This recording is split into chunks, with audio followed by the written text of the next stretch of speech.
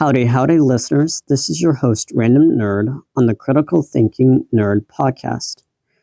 You're listening to Episode 6, Part 2, the companion to Episode 6, Part 1, in the Positive Masculinity series.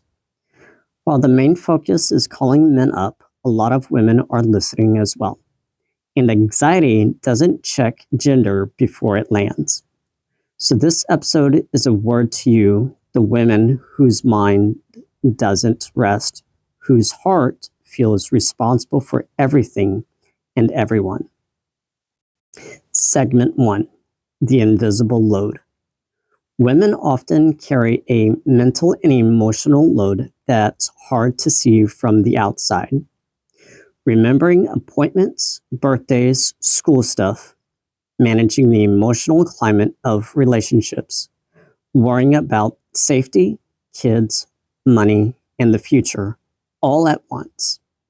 On top of that, social media compares your body, your marriage, your kids, your home, and your success to everyone else's highlight reel.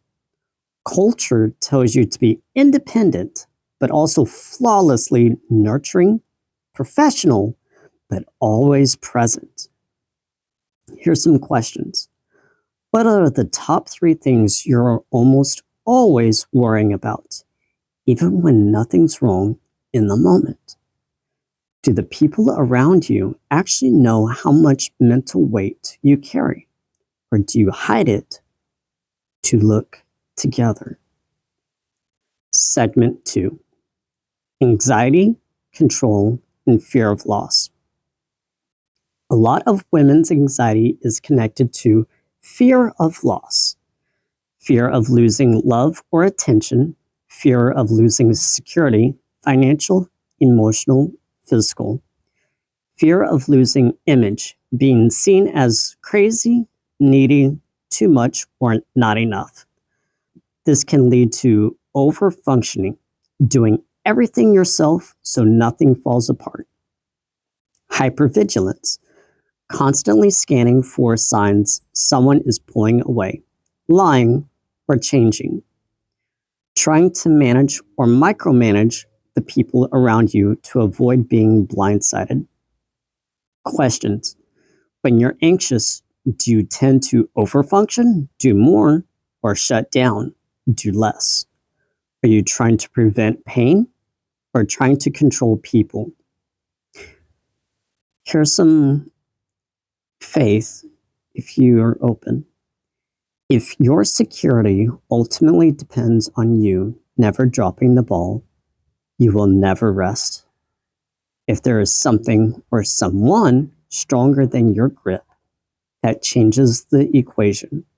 Sit with that as an idea, even if you're not ready to adopt it. Segment 3, overthinking in love and relationships. Overthinking often shows up loudest in relationships. Replaying conversations. What did he mean by that? Screenshotting texts to friends. Help me analyze this. Constantly checking if you're too much or not enough.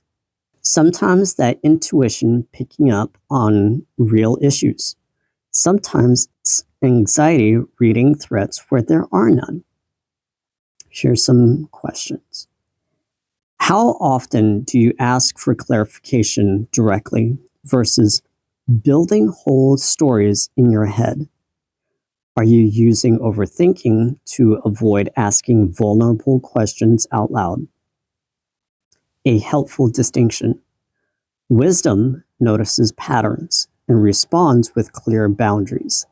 Anxiety imagines patterns and responds with self-sabotage. Segment 4, practices for a calmer heart. 3 simple tools you can invite women into. The 3 circles exercise. Draw or imagine 3 circles. Inner circle, things you control, your choices, your words, your time. Middle circle, things you influence, kids, partner, friends, but you don't fully control them. Outer circle, things you do not control. Economy, strangers' behavior, someone's past. When anxiety spikes, ask, which circle does this belong to? And act accordingly. 2. Question your thoughts, not your worth. When a fearful thought shows up, he's pulling away or you're not enough. Ask, what facts do I actually have? What else could be true? What would I tell a friend who had this thought? 3. A nightly release ritual. Before bed, write down your top 3 worries. Write one small action you can take for each tomorrow. Then say out loud, if you're open to it, I've done what I can today, the rest will have to wait. If faith is on the table, God, I'm handling. If faith is on the table, God, I'm handing you what I can't carry. Segment 5, a 7-day peace experiment. Challenge. 1. Each morning, identify one thing you are responsible for today, one thing you are not responsible for that day, even if you feel like you should be. 2. Every evening, ask, what did you carry that wasn't yours? Where did you step into God's or someone else's role because you were afraid? 3.